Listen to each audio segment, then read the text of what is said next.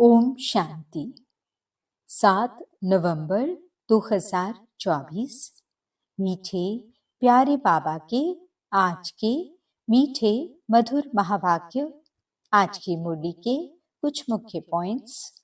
आज बाबा हमें समझाते कि हम बच्चों को इस बेहद नाटक को बाप की श्रेष्ठ गोद में बैठ साक्षी हो देखना है।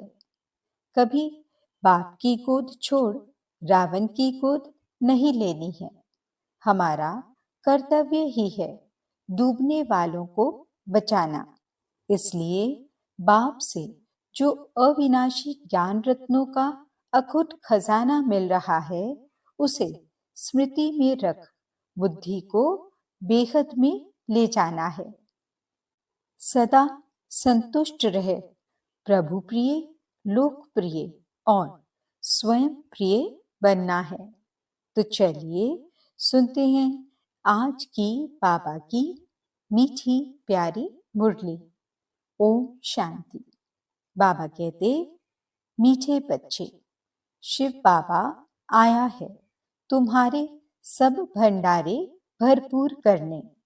कहा भी जाता है भंडारा भरपूर, काल कंटक दूर। प्रश्न, ज्ञानवान बच्चों की बुद्धि में किस एक बात का निश्चय पक्का होगा? उत्तर, उन्हें दृढ़ निश्चय होगा कि हमारा जो पाठ है वह कभी घिसता मिटता नहीं। मुझ आत्मा में 84 जन्मों का अविनाशी पाठ नूंदा हुआ है। यही बुद्धि में ज्ञान है तो ज्ञानवान है, नहीं तो सारा ज्ञान बुद्धि से उड़ जाता है। ओम शांति। बाप आकर रूहानी बच्चों प्रति क्या कहते हैं? क्या सेवा करते हैं? इस समय बाप यह रूहानी पढ़ाई पढ़ाने की सेवा करते हैं। यह भी तुम जानते हो। बाप का भी पाठ है, टीचर का भी पाठ है और गुरु का भी पाठ है। तीनों पाठ अच्छे बजा रहे हैं। तुम जानते हो वह बाप भी है, सद्गति देने वाला गुरु भी है और सबके लिए है। छोटे बड़े बूढ़े जवान सबके लिए एक ही है। सुप्रीम बाप सुप्रीम टीचर है, बेहद की शिक्षा देते हैं। तुम कॉन्फ्रेंस में भी समझा सकते हो कि हम सबकी बायोग्राफी को जानते हैं। परम पिता परमात्मा शिव बाबा की जीवन कहानी को भी जानते हैं। नंबरवार सब बुद्धि में याद होना चाहिए। सारा विराट रूप जरूर बुद्धि में रहता होगा। हम अभी ब्राह्मण बने हैं, फिर हम देवता बनेंगे, फिर क्षत्रिय, वैश्य, शूद्र बनेंगे। यह तो बच्चों को याद है ना? सिवाय तुम बच्चों के और किसको ये बातें याद नहीं होंगी। उत्थान और पतन का सारा राज बुद्धि में रहे। हम उत्थान में थे, फिर पतन में आए, अब बीच में हैं। शूद्र भी नहीं हैं, पूरे ब्राह्मण भी नहीं बने हैं। अगर अभी पक्के ब्राह्मण हो तो फिर शूद्र बने की एक्ट न हो। ब्राह्मणों में भी फिर शूद्रपना आ जाता है। ये भी तुम जानते हो। कब से पाप शुरू किए हैं? जब से काम चिता पर चढ़े हो तो तुम्हारी बुद्धि में सारा चक्र है। ऊपर में है परम पिता परमात्मा बाप, फिर तुम हो आत्माएं। ये बातें तुम बच्चों की बुद्धि में जरूर याद रहनी चाहिए। अभी हम ब्राह्मण हैं, देवता बन रहे हैं, फिर वैश्य शूद्र डायनेस्टी में आएंगे। बाप आकर के हमको शूद्र से ब्राह्मण बनाते हैं, फिर हम ब्राह्मण से देवता बनेंगे। ब्राह्मण बन कर्मातीत अवस्था को प्राप्त कर फिर वापस जाएंगे। तुम बाप को भी जानते हो। बाजोली व 84 के चक्र को भी तुम जानते हो। बाजोली से तुमको बहुत इजी कर समझाते हैं, तुमको बहुत हल्का बनाते हैं ताकि अपने को बिंदी समझ और झट भागेंगे। स्टूडेंट क्लास में बैठे रहते हैं तो बुद्धि में स्टडी ही याद रहती है। तुमको भी यह पढ़ाई याद रहनी चाहिए। अभी हम संगम युग पर हैं, फिर ऐसे चक्र लगाएंगे। यह चक्र सदैव बुद्धि में फिरता रहना चाहिए। यह चक्र आदि का नॉलेज तुम ब्राह्मणों के पास ही है, न कि शूद्रों के पास। देवताओं के पास भी यह ज्ञान नहीं है। अभी तुम समझते हो भक्ति मार्ग में जो चित्र बने हैं सब डिफेक्टेड हैं। तुम्हारे पास है एक्यूरेट, क्योंकि तुम एक्यूरेट बनते हो। अभी तुमको ज्ञान मिला है, तब समझते हो भक्ति किसको कहा जाता है, ज्ञान किसको कहा जाता है। ज्ञान देने वाला बाप ज्ञान का सागर अभी मिला है। स्कूल में पढ़ते हैं, एम ऑब्जेक्ट का मालूम तो पड़ता है ना।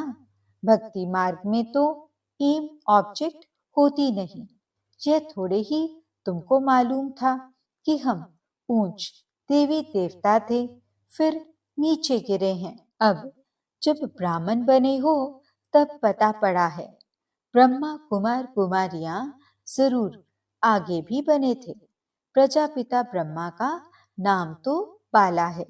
प्रजापिता तो मनुष्य है ना, उनके इतने ढेर बच्चे हैं, जरूर एडॉप्टेड होने चाहिए।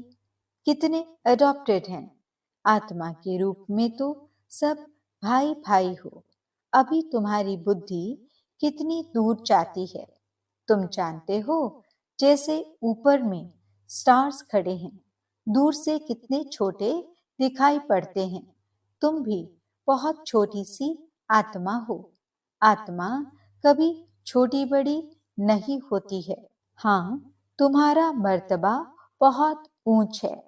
उनको भी सूर्य देवता, चंद्रमा देवता कहते हैं। सूर्य बाप, चंद्रमा माँ कहेंगे। बाकी आत्माएं सब हैं, नक्षत्र सितारे। तो आत्माएं सब एक जैसी छोटी हैं, यहाँ आकर पाठधारी बनती हैं। देवताएं तो तुम ही बनते हो। हम बहुत पावरफुल बन रहे हैं। बाप को याद करने से हम सतो प्रधान देवता बन जाएंगे। नंबरवार थोड़ा थोड़ा फर्क तो रहता है। कोई आत्मा पवित्र बन सतो प्रधान देवता बन जाती है, कोई आत्मा पूरा पवित्र नहीं बनती है, ज्ञान को जरा भी नहीं जानती है। बाप ने समझाया है, बाप का परिचय तो जरूर सबको मिलना चाहिए। पिछाड़ी में बाप को तो जानेंगे ना। विनाश के समय सभी को पता पड़ता है बाप आया हुआ है। अभी भी कोई कोई कहते हैं भगवान जरूर कहाँ आया हुआ है, परंतु पता नहीं पड़ता। समझते कोई भी रूप में आएगा। मनुष्य मत तो बहुत है ना। तुम्हारी है एक ही ईश्वरीय मत। तुम ईश्वरीय मत से क्या बनते हो? एक है मनुष्य मत, दूसरी है ईश्वरीय मत और तीसरी है देवता मत। देवताओं को भी मत किसने दी? बाप ने। बाप की श्रीमत है ही श्रेष्ठ बनाने वाली। श्री श्री बाप को ही कहेंगे, न कि मनुष्य को। श्री श्री ही आकर श्री बनाते हैं। देवताओं को श्रेष्ठ बनाने वाला बाप ही है, उनको श्री श्री कहेंगे। बाप कहते हैं मैं तुमको ऐसा लायक बनाता हूं। उन लोगों ने फिर अपने पर श्री श्री का टाइटल रख दिया है। कॉन्फ्रेंस में भी तुम समझा सकते हो। तुम ही समझाने लिए निमित्त बने हुए हो। श्री श्री तो है ही एक शिव बाबा, जो ऐसा श्री देवता बनाते हैं। वो लोग शास्त्रों आदि की पढ़ाई पढ़कर टाइटल ले आते हैं। तुमको तो श्री श्री बाप ही श्री अर्थात श्रेष्ठ बना रहे हैं। यह है ही तमो प्रधान भ्रष्टाचारी दुनिया। भ्रष्टाचार से जन्म लेते हैं।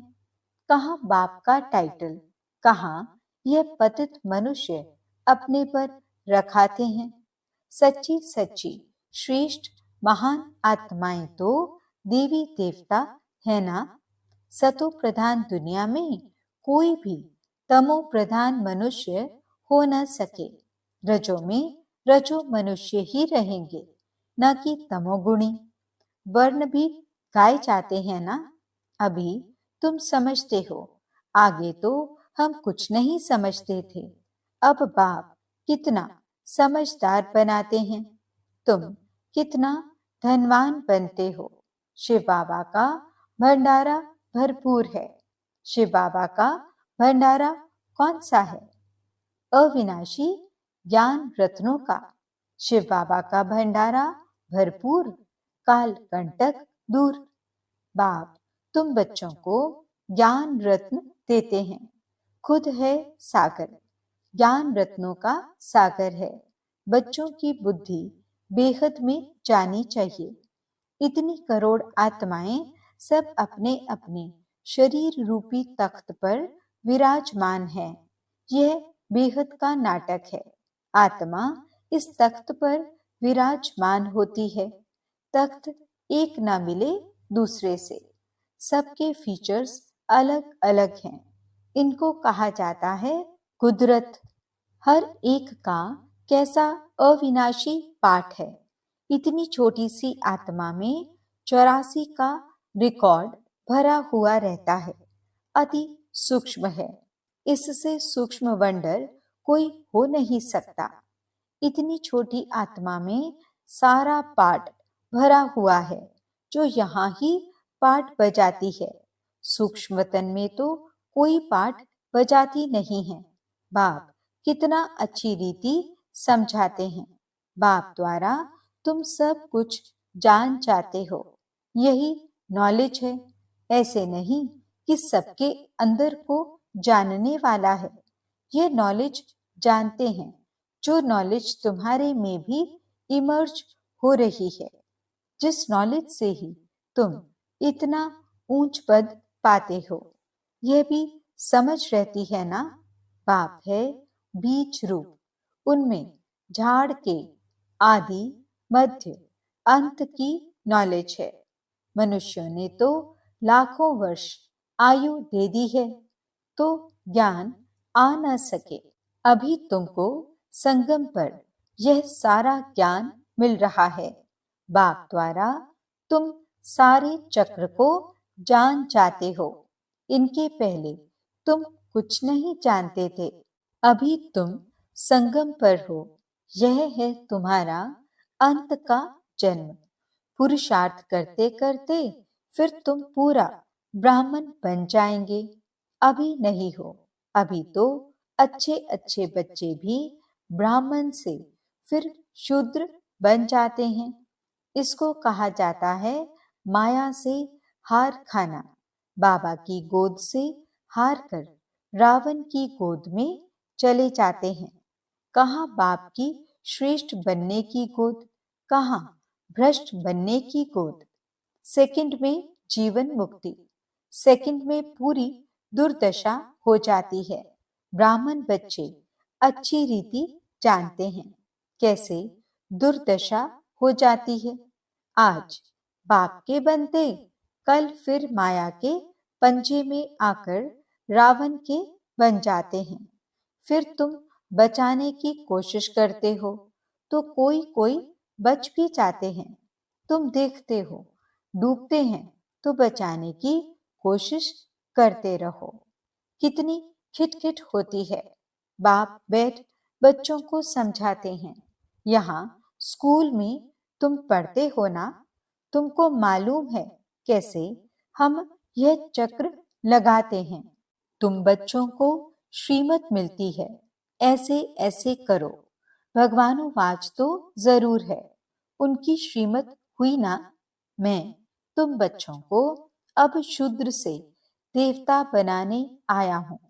अभी कलयुग में है शूद्र संप्रदाय। तुम जानते हो कलयुग पूरा हो रहा है। तुम संगम पर बैठे हो। ये पाप द्वारा तुमको नॉलेज मिली है। शास्त्र जो भी बनाए हैं उन सब में है मनुष्य मत। ईश्वर तो शास्त्र बनाते नहीं। एक गीता के ऊपर ही कितने नाम रख दिए हैं।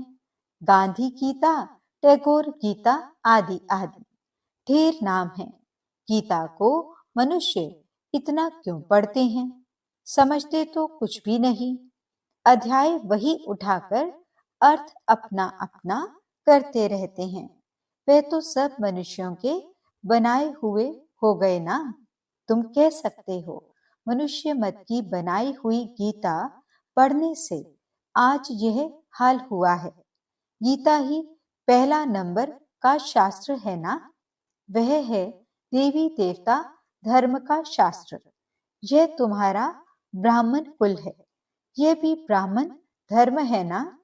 कितने धर्म हैं, जिस जिसने जो धर्म रचा है उनका वह नाम चलता है। जैनी लोग महावीर कहते हैं। तुम बच्चे सब महावीर महावीरनियां हो। तुम्हारा मंदिर में यादगार है, राजयोग है ना। नीचे योग तपस्या में बैठे हैं, ऊपर में राजाई का चित्र है। राजयोग का एक्यूरेट मंदिर है। फिर कोई ने क्या नाम रख दिया है, कोई ने क्या। यादगार है, बिल्कुल एक्यूरेट। बुद्धि से काम ले, ठीक बनाया है। फिर जिसने जो नाम कहा वह रख दिया। यह मॉडल रूप में बनाया है। स्वर्ग और राजयोग संगम युग का बनाया हुआ है। तुम आदि मध्य अंत को जानते हो। आदि को भी तुमने देखा है। आदि संगम युग को कहो या सतयुग को कहो। संगम युग की सीन नीचे दिखाते हैं, फिर राजाई ऊपर में दिखाई है, तो सतयुग है आदि। फिर मध्य में है द्वापर। अंत को तुम देखते ही हो। ये सब खत्म हो जाना है। पूरा यादगार बना हुआ है। देवी देवता ही फिर वाम मार्ग में जाते हैं। द्वापर से वाम मार्ग शुरू होता है। यादगार पूरा एक्यूरेट है। यादगार में बहुत मंदिर बनाए हैं। यहाँ ही सब निशानियां हैं। मंदिर भी यहाँ ही बनते हैं। देवी देवता भारतवासी ही राज्य करके गए हैं ना। फिर बाद में कितने मंदिर बनाते हैं। सिख लोग बहुत होंगे तो वे अपना मंदिर बना देंगे। मिलिट्री वाले भी अपना मंदिर बना देते हैं। भारतवासी अपनी कृष्ण का व लक्ष्मी नारायण का मंदिर बनाएंगे। हनुमान गणेश का बनाएंगे। यह सारा सृष्टि का चक्र कैसे फिरता है, कैसे स्थापना विनाश पालना होती है, यह तुम ही जानते हो। इसको कहा जाता है अंधियारी रात। ब्रह्मा का दिन और रात ही गाई जाती है, क्योंकि ब्रह्मा ही चक्र में आते हैं। अभी तुम ब्राह्मण हो, फिर देवता बनेंगे। मुख्य तो ब्रह्मा हुआ ना। ब्रह्मा को रखें या विष्णु को रखें, ब्रह्मा है रात का और विष्णु है दिन का। वही रात से फिर दिन में आते हैं। दिन से फिर 84 जन्मों के बाद रात में आते हैं। कितना सहज समझानी है, यह भी पूरा याद नहीं कर सकते। पूरी रीति नहीं पढ़ते हैं तो नंबरवार पुरुषार्थ अनुसार पद पाते हैं। जितना याद करेंगे सतो प्रधान बनेंगे। सतो प्रधान सो भारत तमो प्रधान। बच्चों में कितना ज्ञान है, यह नॉलेज सिमरन करनी है। यह ज्ञान है ही नई दुनिया के लिए जो बेहद का बाप आकर देते हैं। सब मनुष्य बेहद के बाप को याद करते हैं। अंग्रेज लोग भी कहते हैं, ओ गॉड फादर, लिबरेटर, गाइड। अर्थ तो तुम बच्चों की बुद्धि में है। बाप आकर के दुख की दुनिया आयरन एज से निकाल गोल्डन एज में ले जाते हैं। गोल्डन एज जरूर पास होकर गया है, तब तो याद करते हैं ना। तुम बच्चों को अंदर में बहुत खुशी रहनी चाहिए और दैवी कर्म भी करने चाहिए। अच्छा, मीठे मीठे सिकिलते बच्चों प्रति माता पिता बाप दादा का याद प्यार और गुड मॉर्निंग। रूहानी बाप की रूहानी बच्चों को नमस्ते। हम रूहानी बच्चों की रूहानी बाप दादा को दिल व जान सिकवा प्रेम से नमस्ते नमस्ते नमस्ते जी। गुड मॉर्निंग पापा, शुक्रिया पापा। धारणा के लिए मुख्य सार। पहला पॉइंट, बाप से जो अविनाशी ज्ञान रत्नों का अखुट खजाना मिल रहा है, उसे स्मृति में रख बुद्धि को बेहद में ले जाना है। इस बेहद नाटक में कैसे आत्माएं अपने अपने तख्त पर विराजमान है, इस कुदरत को साक्षी हो देखना है। दूसरा पॉइंट, सदा बुद्धि में याद रहे कि हम संगम युगी ब्राह्मण हैं। हमें बाप की श्रेष्ठ गोद मिली है। हम रावण की गोद में जा नहीं सकते। हमारा कर्तव्य है डूबने वालों को भी बचाना। वरदान, व्यर्थ संकल्प रूपी पिलर्स को आधार बनाने के बजाय सर्व संबंध के अनुभव को बढ़ाने वाले सच्चे स्नेही भव। माया कमजोर संकल्प को मजबूत बनाने के लिए बहुत रॉयल पिलर्स लगाती है। बार बार यही संकल्प देती है कि ऐसा तो होता ही है, बड़े बड़े भी ऐसा करते हैं, अभी संपूर्ण तो हुए नहीं हैं, जरूर कोई ना कोई कमजोरी तो रहेगी ही। यह व्यर्थ संकल्प रूपी पिलर्स कमजोरी को और मजबूत कर देते हैं। अब ऐसे पिलर्स का आधार लेने के बजाय सर्व संबंधों के अनुभव को बढ़ाओ। साकार रूप में साथ का अनुभव करते सच्चे स्नेही बनो।